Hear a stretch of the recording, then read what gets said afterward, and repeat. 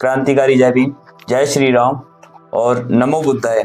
Sir कि चंद्रशेखर आजाद जी को दबाया जा रहा है, ऑलराइट, ब्राह्मण का विरोध क्यों करते हैं? जातिवाद की करो विदाई, सारे हैं हम भाई भाई। हेलो एवरीवन, आज हमारे साथ हैं भीम आर्मी के मीडिया अध्यक्ष मिस्टर शिवम कुमार, जो कि आपने पहली वीडियो में देखा होगा।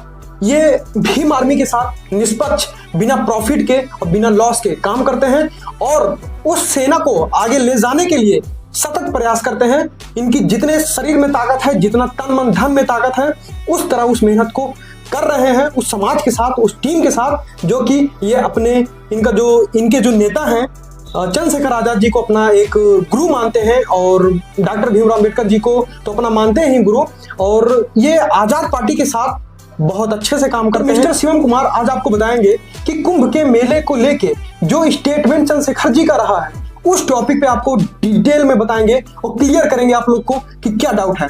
तो मिस्टर शिवम कुमार जी, थोड़ा सा हमारे ऑडियंस को आप अपना इंट्रोडक्शन फिर से दे दीजिए। हाय हेलो एवरीवन, मैं शिवम कुमार बौद्ध। जैसे कि भाई ने बताया, मैं भीम आर्मी आजाद समाज पार्टी में मीडिया अध्यक्ष हूँ जी। तो सबको खतरनाक जय भीम, क्रांतिकारी जय भीम, जय श्री राम और नमो बुद्धाय। संघर्ष करो, संगठित रहो, दहाड़ते रहो। तो आज हम बताएंगे, जैसे कि भाई ने बहुत अच्छी बात पूछी कुंभ मेले को लेकर। हाँ, तो आप तो सर, जैसा कि मैंने थोड़ा सा सर्च किया था कि जैसे सोशल मीडिया पे बहुत सारे बवाल उठ रहे हैं नेताजी को लेके, तो मैं थोड़ा सा उस टॉपिक पे आपसे क्लियर करना चाहूंगा, क्योंकि आप हमेशा नेताजी के आसपास ही रहते हैं, टच में रहते हैं। तो सर, हमारा आपसे पहला क्वेश्चन रहेगा, चंद्रशेखर रावण का जो कुंभ मेले को लेके स्टेटमेंट रहा, उस पर आपकी क्या राय है अध्यक्ष जी? स्टेटमेंट में क्या आपको गलत लगा? क्या पब्लिक को गलत लगा? जैसा कि पब्लिक को लगा कि वहां पे जैसा कि एक कमेंट रहा है, जो कि कमेंट आप अपने बात से बताओगे कि क्या कमेंट रहा है? मैंने सुना, ठीक है, उन्होंने कहा कि हमने पाप नहीं किया, क्योंकि पत्रकारों ने जिस तरीके से भाई से पूछा, जो उनके मीन्स रहे, पूछने के जो थॉट्स रहे पत्रकारों के, कहीं ना कहीं पत्रकारिता, जो एक पत्रकार होता है, उसको इस तरीके से एक्टिवेट किया जाता है कि वो सामने वाले बंदे से कुछ ऐसे वर्ड्स निकलवाए कि जिसके कारण वो फ्लॉप हो जाए, मतलब वायरल हो जाए। हाँ, तो कुछ ना कुछ स्टेटमेंट में यहाँ तक हमने देखा कोई कमी नहीं थी। और चंद्रशेखर भाई ने ना तो किसी धर्म को, ना किसी जाति को लेकर टारगेट किया, बल्कि उन्होंने कहा कि अगर हमें भक्ति करनी है तो भाव से करो जी जी। श्रद्धा दिल में होती है, आत्मा में होती है जी। तो दिखावा मत करो। और जिस तरीके से जो स्टेटमेंट उन्होंने दिया, वो स्टेटमेंट उनका नहीं था, सिर्फ और सिर्फ उन्होंने तो उसको बाय द वे रिपीट किया। क्योंकि जैसे कि किसका था सर वो स्टेटमेंट, तो आप सनातन धर्म के धर्मगुरुओं से पूछिए ना, कि वही सदियों से कहते हुए आ रहे हैं कि गंगा स्नान करने से जन्म जन्म के पाप धुल जाते हैं। आप कितने हद तक आप इस स्टेटमेंट को ठीक मानते? आपके ही जो धर्मगुरु हैं, जो अपने आप को बड़ा मानते हैं और अक्सर बड़ा होने का दावा देते हैं, कहते हैं कि हमारे पास दिव्य दिव्य शक्तियां हैं, बड़ी बड़ी बातें करते हैं, बड़े बड़े मंचों से बोलते हैं, गर्वशाली और गर्वान्वित होकर बोलते हैं कि जो हम कर सकते हैं और जो हमारे सनातन धर्म में है कुछ चीजें जी। तो सनातन धर्म का जो भाव है, यहाँ तक मैंने पढ़ा है, संस्कृत हमें ये दर्शाता है कि जातिवाद की करो विदाई, सारे हैं हम भाई भाई। तो जिस तरीके से कहीं ना कहीं जो सोशल मीडिया पे आजकल आप देख रहे हो, जैसे कि आपने मुझे कहा सोशल मीडिया पे चंद्रशेखर भाई को लेकर जो स्टेटमेंट इतनी तेजी से वायरल हो रहा है, क्या आखिर चंद्रशेखर भाई ने ऐसा क्या बोल दिया? तो इस जमाने में और खासकर हमारे भारत देश में ना, कुछ भी एक छोटी सी चीज होती है ना, तो उस पॉइंट को नोट करने के बाद भले ही आपके पीछे 10 लोगों ने वो वर्ड्स यूज किए हों, उन 10 लोगों के इन फ्यूचर कभी ये नहीं चेक किया जाएगा कि उसके फ्यूचर में आगे उसका फ्रेंड क्या है, बैक क्या है। और जब कोई एक अच्छे लेवल पे चला जाता है ना, तो उसको गिराने के लिए ना, उसकी हर एक थॉट्स को, हर एक वर्ड्स को उस तरीके से कैमरे में कैप्चर किया जाता है, उसके माइक के द्वारा, मतलब हर चीज से ना उसको डाउन करना हो, जैसे भी करके। सांसद जी तो उस काबिल है कि उनके आगे पीछे मीडिया रहती है, तो इस पे आप अपने राय के अनुसार चंद्रशेखर जी का कहने का मतलब क्या था? मतलब तो उनका यही था, जैसे कि पत्रकार ने पूछा कि सर आप कुंभ के मेले में जाओगे, तो सीधी सी बात है, अगर कुंभ के मेले में जाने से पाप धुलते हैं, जी तो पाप करते रहो, आने वाले 12 सालों में तो पाप धुल ही जाएंगे। और ये मेरा कहना नहीं है, ये धर्म गुरुओं का कहना ही, मैं एक बार और रिपीट कर देता हूँ, क्योंकि वायदे में ऐसा नहीं होता। गंगा पवित्र चीज है, वो किसी के पाप धुलने के लिए यूज नहीं होता। गंगा को माँ कहा जाता है। अगर आप किसी चीज को माँ कह रहे हो तो उसका आदर करना सीखें। बिल्कुल, उसको हम ग्रहण भी करते हैं, उससे हमारी साफ सफाई भी होती है, बहुत सारी चीजें हैं। और इतनी पवित्र चीज है गंगा, अगर हम उसको अपने पाप देते हैं तो इसका मीन्स क्या होता है, वो मैली हो जाएगी। जी तो कहीं ना कहीं इन सब चीजों से शुद्धिकरण नहीं होता, ये फालतू फेक और बकवास है। ये साधु संतों की रही बात, जैसे कि उन्होंने कहा, साधु संत तो भगवान की, देवी देवताओं की साधना करते हैं। तो कहीं ना कहीं उन्हें तो ये डर नहीं होना चाहिए, और उनके अंदर तो ऐसा भाव पैदा होना चाहिए कि हमें तो क्यों जाना काशी और गंगा, जैसे रविदास जी ने कहा था, क्यों जाना काशी और गंगा, मन चंगा तो कटौती में गंगा। तो कहीं ना कहीं मेरा मानना तो ये है सर, कि लोगों का भाव होना चाहिए कि हमें गंगा जाने की जरूरत नहीं है, आत्मा पवित्र होनी चाहिए, हमारे पाप हमारे कर्म द्वारा नष्ट हो जाएंगे। तो कहीं ना कहीं लोग पाप करते हैं, कर्म कम करते हैं, तो उनको डर होता है। और सनातन धर्म ये नहीं सिखाता, यहाँ तक मैंने पढ़ा है, लोगों ने इसको डिवाइड कर करके गलत थॉट्सों में, यानी कि नेगेटिव चीजों को ना वायरल किया जाता है। नेगेटिव थॉट्स ये होते हैं कि माइंड सेट किया जाता है लोगों के, जैसे कि आपके दरमियान मैं आपको ना कुछ भी एक बात कहता हूँ, आप उस चीज को नोट करोगे कि शिवम जी ने मुझे ये बोला था, आप उसी में से कुछ ऐसा रॉन्ग मीन्स निकाल दोगे कि यार कि आपने ये भी बोला था, आपने ये भी बोला था। और सर एआई का जमाना है, बाकी ये तो एआई की सूट नहीं है। बाकी मैं बता रहा हूँ कि आजकल आपने एक वीडियो भी देखी होगी इंस्टाग्राम पे कि लोग काफी वायरल करते हैं, मोदी जी डांस कर रहे हैं भांगड़े पे, कभी किसी गाने पे। तो लोगों को ना, और पत्रकारिता का भी कुछ ऐसा ही वो होता है कि कुछ ना कुछ षड्यंत्र चल रहा है और चुनावी माहौल चल रहे हैं, तो चंद्रशेखर भाई की जो परफॉर्मेंस है उसको दबाया जाए, कुछ ना कुछ वर्ड्स और कुछ थॉट्स उनके मुंह से ऐसे निकलवाए जाए जिसके कारण उनकी फैन फॉलोइंग फ्लॉप हो जाए। आपके कहने का मतलब यह है सर कि चंद्रशेखर आजाद जी को दबाया जा रहा है। ऑलराइट, पर वो एक ऐसा शेर है ना जो मेंबर ऑफ पार्लियामेंट के अंदर थोड़ी छाती करके दहाड़ता है, और अपने ही वर्ग के लिए नहीं, हर उस कमजोर वर्ग के लिए दहाड़ता है जो मजलूम है, लाचार है, जो किसी ना किसी चीज से पीड़ित है। और आज पीड़ित एक या दो समाज नहीं है, हर समाज में आप जाके अगर ग्राउंड लेवल पे देखोगे, जैसे कि आप पत्रकारिता बहुत अच्छी करते हो और आप जाके रिपोर्टिंग भी करते हो, ग्राउंड रिपोर्टिंग, मैंने आपको देखा है, आपका संघर्ष भी देखा है। अगर सर कभी नोट करना, जिस तरीके से जनता के मन में आक्रोश है ना, उस आक्रोश को केंद्र सरकार के अकॉर्डिंग उसको जनता को भटकाया जाता है नए नए मुद्दे से, नए नए डिवाइडों से। और उसका काम किसने ले रखा है इस टाइम पे? मीडिया ने ले रखा है। मीडिया पॉइंटों को, अगर ये इतना ही पॉइंट रिकॉर्ड करके लोगों में इतना वायरल करने वाली है, तो अभी तक मोदी जी ने कितने बड़े बड़े वादे किए, उनको डिवाइड करो। योगी जी ने कितने कितने वादे किए, उनको डिवाइड करो। भारतीय जनता पार्टी हो गई और विपक्ष के इतने सांसद हैं, मुख्यमंत्री हैं अलग अलग प्रदेशों के, उनके राज में, उनके प्रदेशों में इतने अत्याचार, इलेक्ट्रोसिटी शोषण हो रहे हैं, आप उनको क्यों नहीं वायरल करते? चंद्रशेखर रावण को ही क्यों फाइनेंशियली वायरल, या फिर किसी भी चीज के अकॉर्डिंग आप उन्हें ही क्यों वायरल करना चाहते? वो किसी भी मीडिया के या अपनी किसी की फैन फॉलोइंग के मोहताज नहीं है, उनकी खुद इतनी पहचान है।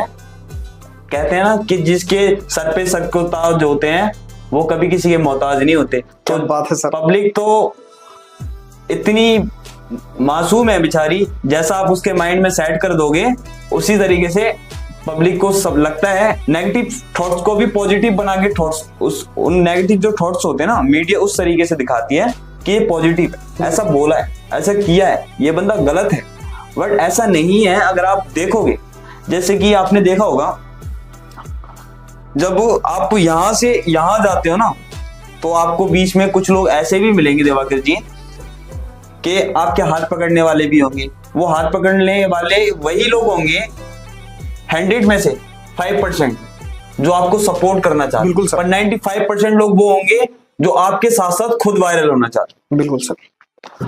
तो राइट, सबसे मेन क्वेश्चन यही है कि उन लोगों को कंटेंट तो मिलते नहीं है। इस टाइम पे ट्रेंड चलाओ, रावण को लो, क्योंकि आजकल जातिवाद का कीड़ा भारत में और सबके चल रहा है। हम नहीं मानते, आप नहीं मानते, पर कुछ लोगों को फेमस होने के लिए जाति बात करते हैं। बिल्कुल सर, जैसा कि आपने जो स्टेटमेंट दिया बहुत अच्छा लगा, जो भी आपका ओपिनियन है। तो सर हमारा आपसे दूसरा क्वेश्चन है, जैसा कि मैंने सर्च किया, क्या चंद्रशेखर आजाद जी कुंभ मेले में जाएंगे? देखो, जैसे कि मैंने अभी संत गुरु रविदास जी महाराज, उनको परम गुरु माना जाता है जी। दिव्य और परम गुरु का मतलब आप समझते हो कि हमारे गुरुओं के भी गुरु जी। ये मैं नहीं कहता, ये सनातन धर्म भी कहता जी। कभी आप पढ़ना कि परम गुरु कौन है। जी। तो संत रविदास जी महाराज जी ने कहा था, उनकी लाइफ से ही फेयर करते हुए, एक कुछ उनके अकॉर्डिंग कुछ ऐसी चीजें थी कि एक ब्राह्मण था जी। तो एक दिन वो गंगा स्नान करने जा रहा था। जी। तो रविदास जी के जो ब्राह्मण समाज में एक रविदास जी चमार जाति से बिलोंग करते थे। जी। जैसे कि मैंने बताया, जातिवाद का कीड़ा बहुत था, पर कुछ लोग ब्राह्मणों में इतने अच्छे होते हैं कि आज भी जो एजुकेटेड व्यक्ति हैं वो भेदभाव नहीं करते। जी। और मैं मानता भी उस चीज को, आप भी मानते हो, जैसे कि बिल्कुल बिल्कुल भेदभाव एक गलत चीज है और सबको समानता और स्वाभिमानता का अवसर दिया गया है और सब बराबर हैं। और आज के टाइम पे अगर मैं आपको बराबरी में लेके चलता हूँ तो क्या पता आपकी वजह से मेरी फैन फॉलोइंग और मुझे लोग पहचानने लगे और मैं लोगों को ये दर्शा सकूं। कहते हैं ना, मार्गदर्शन, इंसान जो मार्गदर्शक बनता है ना, वो उसके वर्ड्स और उसके कर्म के अकॉर्डिंग बनता है। तो ऐसा होता है। उन्होंने कहा था, जब उस ब्राह्मण ने उनसे पूछा कि मैं ना गंगा स्नान करने जा रहा हूं। जी। उनके गांव से 5 किलोमीटर दूर था बेगमपुरा, फेमस है रविदास जी महाराज। तो रविदास जी ने कहा कि ये लो 10 रुपए, ये गंगा मैया को दे देना। ऐसा बोला उन्होंने कि ये 10 रुपए लो पंडित जी और ये गंगा माता को दे देना। तो उन्होंने कहा ठीक है। अब रास्ते में चलते चलते पंडित के मन में लालच आया कि 10 रुपए दिए हैं और किराया है 2 रुपए, 8 रुपए बचेंगे खर्चे के काम में। ऐसा मैं देखो सबको ऐसे इस चीज में, इस फेवर में नहीं लाता। बिल्कुल बिल्कुल सर, कुछ लोगों की मनसा होती है। आपको उस वर्ड से कंपेयर करना चाहता हूं मैं, आपको मेन पॉइंट पे आ जाते हैं। तो कुछ लोगों को ना जब हायर होना होता है ना, अपना फेस हाईलाइट करना होता है, तो उसको डिवाइड करते हैं, उसके लिए मुद्दा ढूंढते हैं। वही सेम चीज था कि उनकी मनसा तो रही कि चंद्रशेखर रावत जी को लेकर चंद्रशेखर रावत जी कुछ ऐसा स्टेटमेंट देंगे कि जिससे सनातन धर्म भी उनके साथ, तो वो तो ना कभी ऐसा स्टेटमेंट देते सनातन धर्म के बारे में, और वो खुद सनातनी मानते अपने आप को। मैं भी सनातनी मानता हूँ। देखो, हम सारे ही सनातन, और सनातन धर्म की जो स्थापना और सनातन जो नाम पड़ा है वो सिद्धार्थ गौतम बुद्ध जी ने दिया था, और जिसको पूरे भारत प्रदेश, पूरे भारत में, विश्व में लोग जानते हैं, और विश्व गुरु के नाम से जो भारत पहचाना जाता है वो सिद्धार्थ गौतम जी की वजह से पहचाना जाता है। जब मोदी जी कहीं जाते हैं तो मोदी जी से पूछा जाता है किसकी धरती से आए हो, तो मोदी जी भी गर्व से कहते हैं कि मैं बौद्ध की धरती से आया जी। तो जैसे कि मैंने आपको बताया, रविदास जी की मनसा तो ये थी कि मैंने माँ के लिए भेजा, पर जो बंदा लेकर गया उसकी मनसा क्या थी कि मेरे बच गए और बेनिफिट हो। तो वही लोगों की मंशा होती है। आजकल सबको ना एक कीड़ा है कि फेमस होना है, मेहनत नहीं करनी, स्ट्रगल नहीं करना, ग्राउंड लेवल पे काम नहीं करना। आज नए नए मीडिया, सोशल मीडिया के चैनल्स देख लो, कुछ भी देख लो, चुनावी माहौल चल रहा है, नए नए लड़के और नए नए तरीके से अपना अपना एजेंडा बना के, और लोग कैसे ना कैसे करके मतलब वायरल होना चाहते हैं। बस सबको पैसा पैसा। यार कुछ एजुकेशन होती है, हाई एजुकेशन, तो एजुकेशन तो कोई लेता ही नहीं। और जय भीम का नारा लगाना, जैसे कि कहते हैं ना कि खाली जय भीम बोलने से भी कुछ नहीं होगा, एजुकेशन भी जरूरी है। डॉक्टर बाबा साहब अम्बेडकर ने कहा था, झंडा उठाने से पहले आप पेन उठाइए, जिस दिन आपने कलम उठा ली उस दिन इतिहास लिख दो। बिल्कुल सर। लोग आपका नाम लेना स्टार्ट कर देंगे, तो आप वैसा बनने का कोशिश करिए ना, आप ऐसे लोगों की फीवर में जाइए। बिल्कुल सर, हमारा जो आपसे क्वेश्चन था कि क्या चंद्रशेखर जी कुंभ मेले में जाएंगे? कुंभ मेले को लेकर मैं आपको बताऊं, उन्होंने जो स्टेटमेंट दिया, ठीक है जी, यहाँ तक मुझे लगता है कि चंद्रशेखर आजाद जी इस चीज को फॉलो नहीं करे जी। क्योंकि जैसे कि आप अपने ऊपर बताइए कि आपने अभी तक कितने पाप किए, आपको लगता है? सर मैंने तो पाप ही नहीं किए। ऐसा आप कैसे बोल सकते इतना एक्सपीरियंस के साथ? सर आज तक तो मैंने ना अंडा खाया है ना मांस मदिरा खाया। जो पापी होगा वो जाएगा जी। तो इसका मतलब तो जितने साधु संत जा रहे हो सब पापी हैं? नहीं, उन्होंने सबका नाम तो नहीं लिया, उन्होंने सबको डिवाइड नहीं किया। दिवाकर जी, उनका कहने का जो मीन्स था उस पॉइंट पे आई। उन्होंने कहा उन्होंने अपने ऊपर कहा। अगर मैं अपने ऊपर कुछ कहता हूं तो इसका मतलब ये नहीं कि मैं दिवाकर को उसमें कन्वर्ट कर लूं। ये आपके थॉट्स हैं कि आप उसे नेगेटिव थॉट्स में लेते हो या पॉजिटिव में लेते हो। मतलब ये नहीं कि नेगेटिविटी को आप पॉजिटिव बना दो जी। तो ये कहीं ना कहीं सोशल मीडिया का एक मास्टर प्लान था जी कि उसको पॉजिटिव करके साबित करना है। बाकी ऐसा कुछ नहीं है। उन्होंने कहा जैसे कि आपको कहीं जाना नहीं है और मैं आपको जबरदस्ती ले जा सकता हूँ? नहीं। जाओगे आप मेरे साथ? नहीं। तो बस वही माइंड सेट है कि उन्हें नहीं जाना। और ये एक बहुत बड़ी पॉलिटिक्स षड्यंत्र है जिस तरीके से पॉलिटिक्स खेली जा रही है ना भाजपा सरकार द्वारा। और आप देख रहे हो भाजपा सरकार ने कितना कल्याण कराया देश में, जो जय जयकार भाजपा सरकार की देश भर में लोग गा रहे हैं और इतने खुश हो गए लोग कि भाजपा सरकार ने विश्व गुरु बना दिया। उसको ये नहीं पता कि देश कितना नीचे और कितना बर्बाद हो गया। तो कहीं ना कहीं ये मीडिया की साजिश है। और साजिश मान लो, एक मास्टरमाइंड मान लो, एक बहुत बड़ा प्लान मान लो। ऐसा कुछ नहीं बोला चंद्रशेखर भाई ने, और अगर बोला भी है तो मैं उस चीज का खुला समर्थन करता हूं कि जी जिसने पाप किया है उसको डर लगेगा। आपने अगर चोरी किया तो आपको डर लगेगी, मैंने चोरी नहीं की तो मुझे डर क्यों लगेगी? ना प्रशासन से डर लगेगा, ना डीएम से, ना कोर्ट से डर लगेगा। सीधी सी बात है, मुद्दे पे आगे नहीं। हमारा तीसरा क्वेश्चन है आपसे सर, सोशल मीडिया पर अफवाह उड़ाई गई है, क्या वह सही है या गलत जो पॉलिटिक्स हो रही है? अध्यक्ष जी, मुझे ऐसा लगता है इस चीज पे आप बहुत अच्छे से बताएंगे कि जो सोशल मीडिया पर अफवाह उड़ाई गई है क्या वो सही है या गलत है या पॉलिटिक्स है? देखो, जैसे कि मैंने अभी आपको घुमा फिरा के नहीं एकदम शॉर्टली बताया जी कि सिर्फ और सिर्फ चुनावी माहौल चल रहा है, चुनावी एजेंडा है। जिस तरीके से राम मंदिर को लेकर आपने लोकसभा चुनाव में देखा जी कि एक नेटवर्किंग बनाना था कि वोट बैंकिंग कैसे बढ़ेगी। एक बहुत बड़ा मास्टर प्लान है बीजेपी के पास, और ये मेरा मानना नहीं है, ये आरबीआई का डाटा भी कहता है। अगर मोदी जी के अंदर ही सारे विश्व गुरु बसे हुए हैं तो मैं मानता हूं कि सारे वैज्ञानिक, साइंटिस्ट, जितने भी बड़े बड़े एजुकेटेड व्यक्ति हैं वो फ्लॉप हैं मोदी जी का। वो कुछ है ही नहीं। ये मैं नहीं कहता, ये मेरी एजुकेशन कहती है, और ये हर उस व्यक्ति की एजुकेशन कहती है। जब मोदी जी ही इतने बड़े मास्टरमाइंड हैं, वही देश का कल्याण कर रहे हैं, तो इतने बड़े जो साइंटिस्ट हैं, वैज्ञानिक हैं, और भी जो लोग हैं जो देश के कल्याण में लगे हुए हैं, इतने बड़े बड़े एजुकेटेड और इतनी हाई लेवल की डिग्रियां ले लेके लोग बैठे हुए हैं दिल्ली की सत्ता पे, तो कहीं ना कहीं कुछ होता है कि आप किसी भी चीज को कन्वर्ट करके देखो। एक कंपनी को देखो, कंपनी में जो वर्कर काम करते हैं ना, उन वर्करों की कभी तारीफ नहीं होती।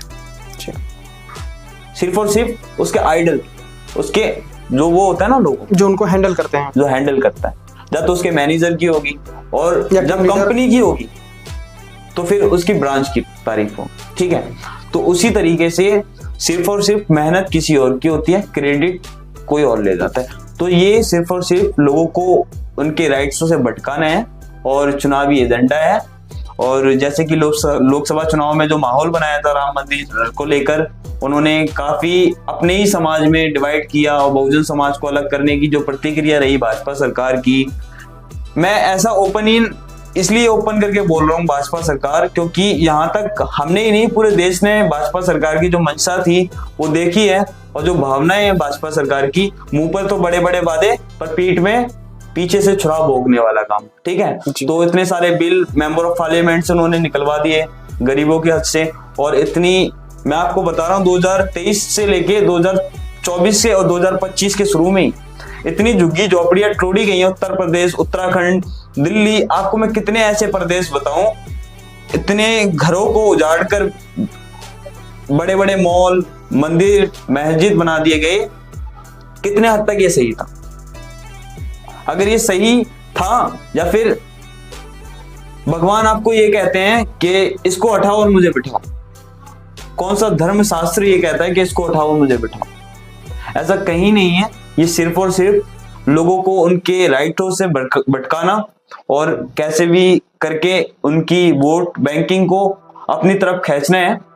पहले राम मंदिर का मुद्दा अपने पास रखा, और इस बार कुंभ मेले का मुद्दा रख लिया, और अगली बार देख लेना निगम पार्षद के चुनाव होंगे तो उसमें भी कोई छोटा मोटा मुद्दा रख देंगे। ये तो भाजपा सरकार की रणनीति है जो शुरू से चलती आ रही है। उसी के कारण आज भारत का हर एक प्रत्येक नागरिक ये समझ चुका है, और मैं बता रहा हूं जैसे कि डॉक्टर बाबा साहब अम्बेडकर को पहले इस तरीके से लोगों के बीच में कन्वेंस नहीं थे, केवल एजुकेटेड व्यक्ति ही उन्हें हायर करते थे और उन्हें जानते थे, डॉक्टर बाबा साहब अम्बेडकर को, ठीक है। पर जिस तरीके से अब लोग जानने लगे, जैसे कि मैंने आपको पहली वीडियो में बताया था, चंद्रशेखर भाई ने बहुत अच्छी तरीके से प्रचार किया डॉक्टर बाबा साहब अम्बेडकर का, सावित्रीबाई फूले का, माता ज्योतिबाई फूले का, परियार जी का, और संत कबीर जी का, संत गुरु रविदास जी महाराज जी का, और एक हमारे भगवान वाल्मीकि जी का, ठीक है। मैं सबको मानता हूं, मैं जाति भेद और भेदभाव नहीं करता, जैसे कि मैंने आपको बताया। तो कहीं ना कहीं ये पॉलिटिक्स है, बहुत बड़ा षड्यंत्र है, और मैं तो कहूंगा लोगों को आप हायर ना हो और आप अपने मन में आक्रोश पैदा ना करें किसी के प्रति। बस सिर्फ और सिर्फ बीजेपी का जो एजेंडा है वो ये है कि आपको आपके अधिकारियों से वंचित करना और आपके वोट बैंक पर राज करना। जैसा कि सर मुझे आपसे बात करके बहुत अच्छा लगा। मेरा एक लास्ट क्वेश्चन है, जैसा कि मैं हमेशा भीम आर्मी के लोगों से मिलता रहता हूँ, मेरा बहुत ही इंटरेस्टिंग सवाल है आपसे। क्या सर भीम आर्मी ब्राह्मण का विरोध करती है?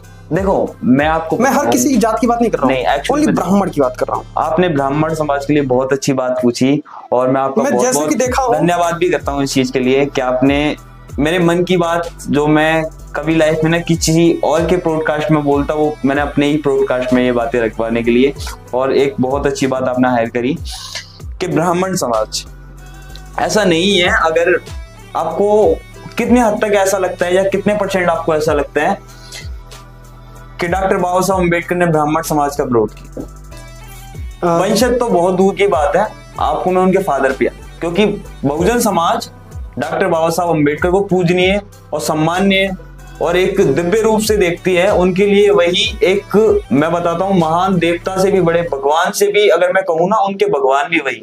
बहुजन समाज के एक महान नायक जब कहा जाता ना, world of the king doctor B R Ambedkar, तो you are high education first class, you are doctor Ambedkar. तो हर चीज में उनका नाम, एजुकेशन में और एक मार्गदर्शक में और एक अच्छी ज्ञानता में और एक अच्छी सुशीलता में, धैर्य में, हर चीज में डॉक्टर बाबा साहब अम्बेडकर को आगे रखा गया। तो क्या, जैसे कि मैंने आपको बताया पहले कि इंसान के कर्म ही उसको उस लेवल पे ले जाते हैं जो उसको खुद नहीं पता होता, और भाजपा सरकार को खुद ये नहीं पता कि जो जिस तरीके की वो पॉलिटिक्स खेल रही है, आज भारत के हर उस प्रत्येक नागरिक को पता लग गया, सिर्फ और सिर्फ भारतीय जनता पार्टी देश का कल्याण नहीं, देश को बर्बाद कर रही है, विश्व गुरु नहीं बकवास गुरु बना रही है। जैसे कि मैं आपको लास्ट में इसके ऊपर एक शायरी भी सुनाऊंगा, एक बहुत अच्छी शायरी घर से बनाकर आया था। सुना दीजिए सर शायरी। बहुत बहुत धन्यवाद। कि किसी को बताया जा रहा है, जैसे कि आपने मुझे जाति बात, थोड़ा सा जाति के लिए पूछा जी, किसी को बताया जा रहा है हिंदू खतरे में, तो किसी को बताया जा रहा है मुसलमान खतरे में। मैं तो कहता हूँ इंसानियत की नजरों से देखिए साहब, ना हिंदू खतरे में ना मुसलमान खतरे में, कुछ चंद लोगों के वजह से हिंदुस्तान खतरे में। क्या बात है सर।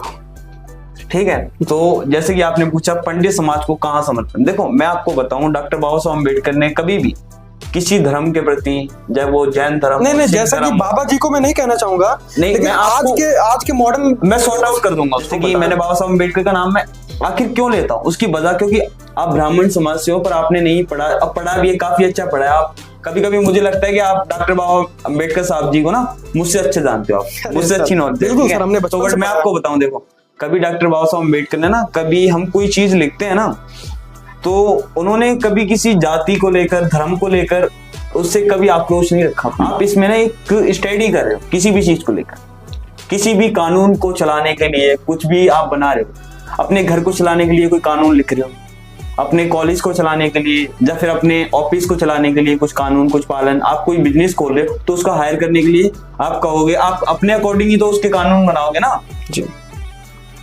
तो उन्होंने कहा, उन्होंने अगर ऐसा होता, बहुजन समाज के लोग कहते हैं कि डॉक्टर बाबा साहब अम्बेडकर, आपको कितने हद तक सही लगता है कि बहुजन केवल बहुजन नायक थे? कितने हद तक आपको ये बात सही लगती है? सर मुझे ऐसा लगता है कि उन्होंने जो भी किया है देश के लिए किया है।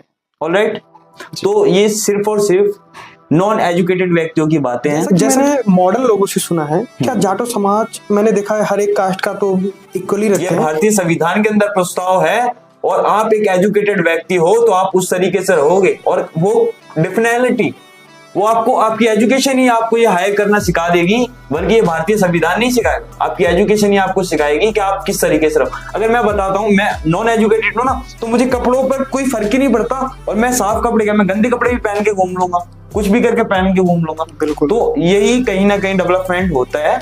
और जैसे कि एजुकेशन कहते हैं ना, डॉक्टर बाबा साहब अम्बेडकर ने एक बहुत अच्छी चीज कही थी, शिक्षा वो शेरनी का दूध है जो जितना पिएगा उतना दहाड़ेगा।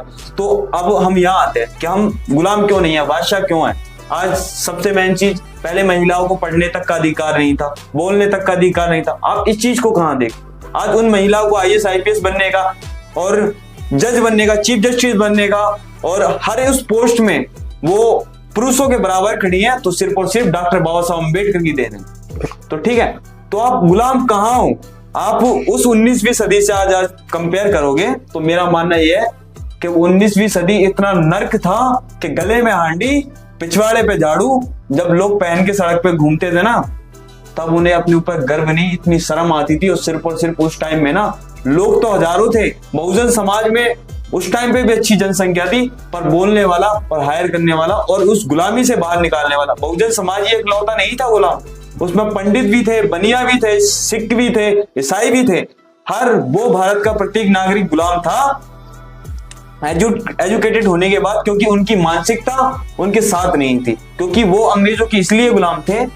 मैं आपको बताऊं कि उनकी एजुकेशन के अकॉर्डिंग ना, वो कभी भी उस तरीके से माइंड सेट नहीं कर पाते थे, क्योंकि जिस तरीके से अंग्रेज जो रहते थे, पर्सनालिटी में रहते थे, तो उसको ना हम एक चीज देखते थे, पता क्या, कभी कभी हमारे मन में एक ऑप्शंस आते हैं यार, किसी को हम देखते हैं ना, किसी के कपड़े से, भाई आज तो जम रहा है यार, आज तो तू कूल लग रहा है, यू आर कूल मैन। तो कहीं ना कहीं उनका जो डिवाइड रहते थे ना, वो डिवाइड ऐसे ही रहते थे, और लोगों के अंदर कुछ ऐसी भावनाएं नहीं थी। और एक भीमराव अंबेडकर बचपन में ही उनके जो मीन्स और जो उनके दिल के प्रति उनके थॉट्स थे, और अपने माता पिताओं को लेके, परिवार को लेकर, जैसे कि उन्होंने देखा जो उत्पीड़न उनके सामने हो रहे थे समाज में, और जिस तरीके से एक समाज को नहीं, जैसे कि मैंने आपको बताया, हर वो समाज गुलाम था। हाँ, और आज स्वतंत्रता का कोई अधिकार है, तो मैं कहता हूं कि ऐसे लोग जन्म नहीं लेते, अवतार लेते हैं। अगर आप कभी ऐसी, मैं तो कहता हूं उन महान शख्सियत, जो वो महान शख्सियत थी जिन लोगों ने उनके दर्शन किए, मैंने तो दर्शन ही नहीं किए, मैंने तो केवल उनकी मूर्तियों के दर्शन किए। बिल्कुल सर, लेकिन वो ब्राह्मण का विरोध क्यों करते हैं? एक्चुअली में देखो, वो ब्राह्मण का, मैंने जैसे कि मैं आपको बताऊं, वो किसी जात को लेकर या किसी धर्म को लेकर उसका विरोध नहीं करते हैं। कुछ ब्राह्मणों के द्वारा लिखी गई धर्म ग्रंथ कुछ ऐसे थे जो, अगर आपको मैं बताऊं, अगर मैं आपको अछूत और नीच कहूं, आपको अच्छा लगे? अगर मैं आपको, आप मुझे इस लेवल पे रख रहे हो और मैं आपको इस लेवल पे रखूं, कैसा लगेगा? बिल्कुल सही नहीं लगेगा। तो बस कहीं ना कहीं कुछ गलती है। और कभी भी जाटव समाज हो, वाल्मीकि समाज हो, जितनी भी शेड्यूल कास्ट हैं, कोई भी किसी भी जाति के अगर जो एजुकेटेड व्यक्ति है, वो कभी भी ये एजेंडा नहीं बनाएगा, क्योंकि एजेंडा पॉलिटिक्स बनाती है। आम नागरिक और भोली भाली जनता कभी कुछ एजेंडा नहीं बनाती। मैं आपको बताऊं, जैसे कि मेरा जो मानना है और यहाँ तक जो मैंने पढ़ा है और मेरी लाइफ की जो नॉलेज है, अभी मुझे इतनी नॉलेज नहीं है, अगर कुछ गलत बातें हो, कुछ रॉन्ग्स हो तो मुझे बता देना, ठीक है।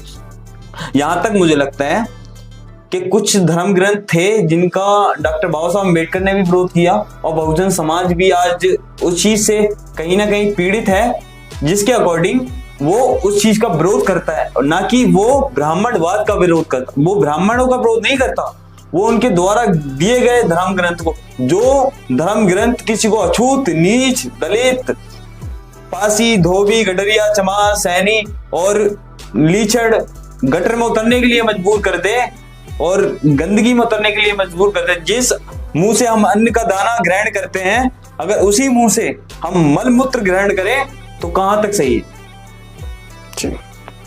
कहां तक? तो कहीं ना कहीं, जैसे कि इसका मैं आपको सॉर्ट आउट बता दूं, वो किसी धर्म को लेकर कभी उसके मन में या उसके दिल के प्रति ये आक्रोश नहीं होता कि ब्राह्मण हमारे ऊपर इतने सदियों से राज करे। अरे ब्राह्मणों ने नहीं किया, उनके दादा परदादाओं ने, जो नॉलेज नहीं थी उनके अंदर, जो एजुकेटेड नहीं थे और एजुकेटेड थे भी, तो उन्होंने जो किया वो गलत था। आप बताओ, वो गलत नहीं था? बिल्कुल। पर आज सारी चीजों के अंदर डेवलपमेंट हो चुका है, लोग समझ चुके हैं और एजुकेटेड है। और आज 21वीं सदी है भाई साहब, वो 19वीं सदी थी। शिवम, जैसा कि मैं आपको एक बात कहना चाहूंगा, आज के टाइम में हम भी गुलाम हैं, आप भी गुलाम। एक्चुअली में उस गुलाम की अब मैं बता दूं वजह गुलाम क्या है। आप नौकरी करते हैं? हाँ, ऑलराइट, करते हैं ना किसी के ऑलराइट, मैं भी नौकरी करता हूँ, ऑलराइट। आप भी गुलाम हैं, एक्सेप्ट करो। मैं भी गुलाम हूँ, मैं एक्सेप्ट करता हूँ। तो इसी तरह मुझे ऐसा मानना लगता है इन फ्यूचर, पास्ट की मैं बात करूँ, 200 साल की बात करूँ, तो मुझे लगता है कि क्या पता ऐसी ही सिस्टम रहा हो। नहीं, मैं आप जैसे कि मैंने पढ़ा, मेरे नॉलेज के अकॉर्डिंग मैं इस चीज को यहीं पे स्टॉप करता हूँ, रॉन्ग भी, क्योंकि मैं गुलाम क्यों नहीं। आज आपको किस चीज की स्वतंत्रता है और उस चीज को आज अगर कंपेयर करोगे तो मैं कहता हूँ आज बादशाह हो। और आज आप इस कुर्सी पे बैठे हो, गले में मैं गमछा डाल के बैठा हूँ और मेरी शर्ट में माइक्रोफोन है, मेरी जेब में फोन है। अगर मुझे बोलने का अधिकार है तो सिर्फ और सिर्फ भारतीय संविधान के वजह से है और भारत के उन एजुकेटेड व्यक्तियों के वजह से है जिन्होंने भारत देश को एक ऐसी धर्म पुस्तक हटाकर एक ऐसा विश्व कल्याण चीज बनाकर दी, जिस भारतीय संविधान को लेकर हर देश में संविधान की चर्चा होती है तो भारतीय संविधान को सर्वोपरि रखा जाता है। और सबसे बड़ा संविधान अगर कोई है तो सिर्फ और सिर्फ भारत देश का है।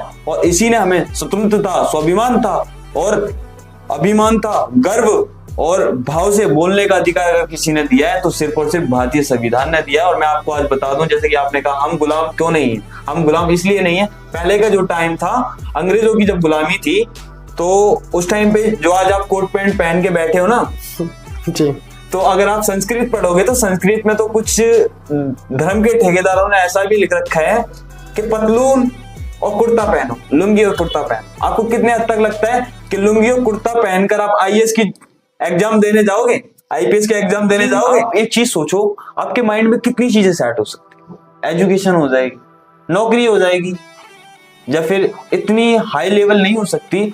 और जिस तरह की स्वतंत्रता डॉक्टर बाबा साहब अम्बेडकर ने दी है, वो स्वतंत्रता कहीं ना कहीं गर्वशाली और स्वाभिमानशाली है। बिल्कुल। तो उसको हम उस नजर से आज देखते हैं जी कि जब हम कहीं जाते हैं ना, out of country, out of reach of country, तो हम वहां जाकर बोलते हैं जब you are welcome, you are all country. जब आपसे पूछते आप कहाँ से हो तो हमारा सबसे पहले वर्ड क्या आता है? You R India. I am from India, I am from India, I my love India.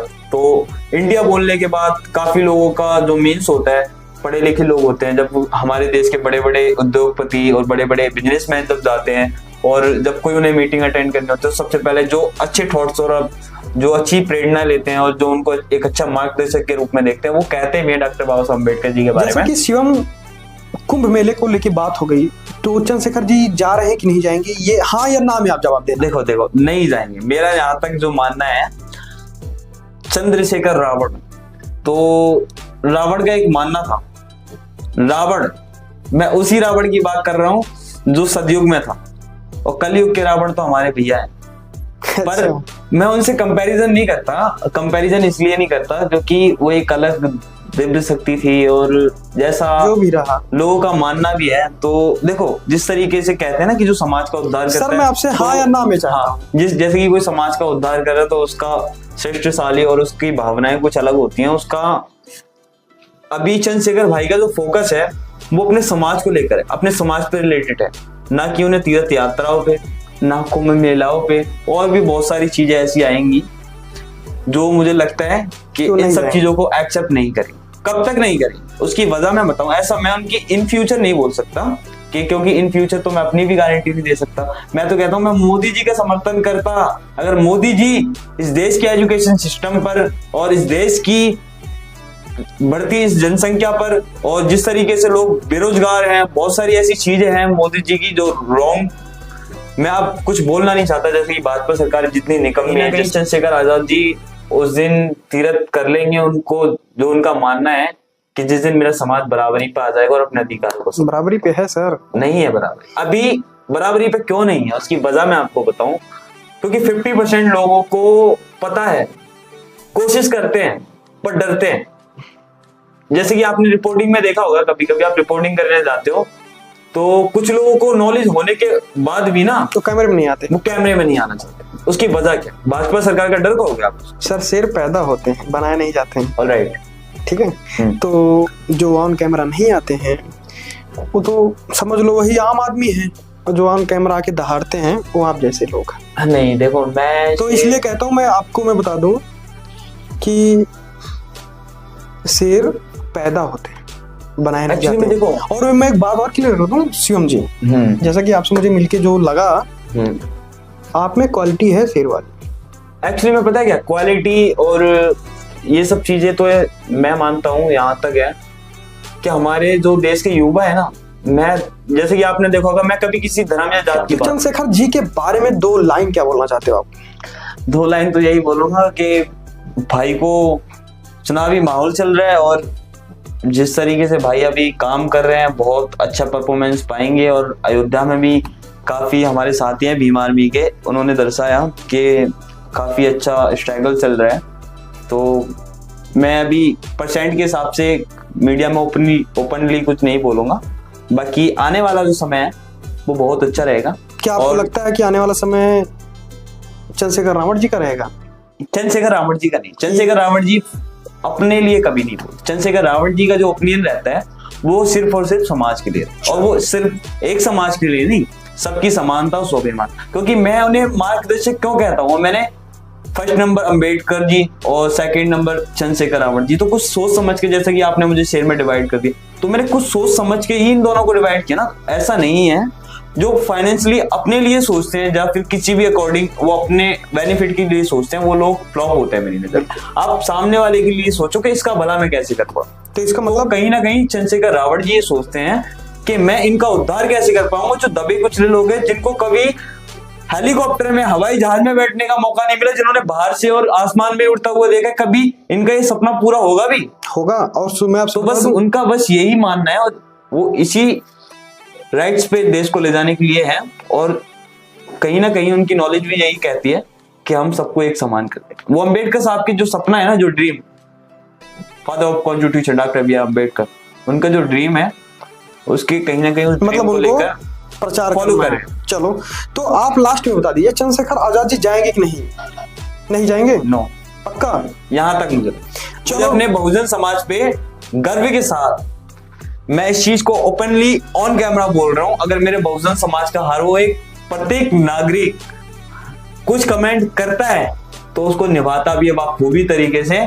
और वही चंद्रशेखर रावण तो एक ऐसी हस्ती है कि मैं उस चीज के बारे में तो कहता हूँ कि नॉट कंपेयर योरसेल्फ, तो मैं उन्हें कंपेयर नहीं करवा सकता, और ना ही किसी की इतनी वो है जो उनसे उन्हें कंपेयर या उनको डिवाइड करूं। ठीक है, तो अगर भाई ने ऐसा बोला है ओपनली, तो मुझे ऐसा लगता है, और मेरी एजुकेशन भी और बहुजन समाज की भी मान्यताएं ये कहती हैं कि चंद्रशेखर भाई कभी इस चीज को फॉलो नहीं करेंगे और नहीं जाएंगे। और इसलिए नहीं करेंगे क्योंकि कई हद तक इंसान के कर्म ही सबसे बड़ी मानवता की सुशील मूर्तियां हैं, क्योंकि हम जो कर्म करेंगे वो हमारे सामने आए। बिल्कुल, ऑलराइट।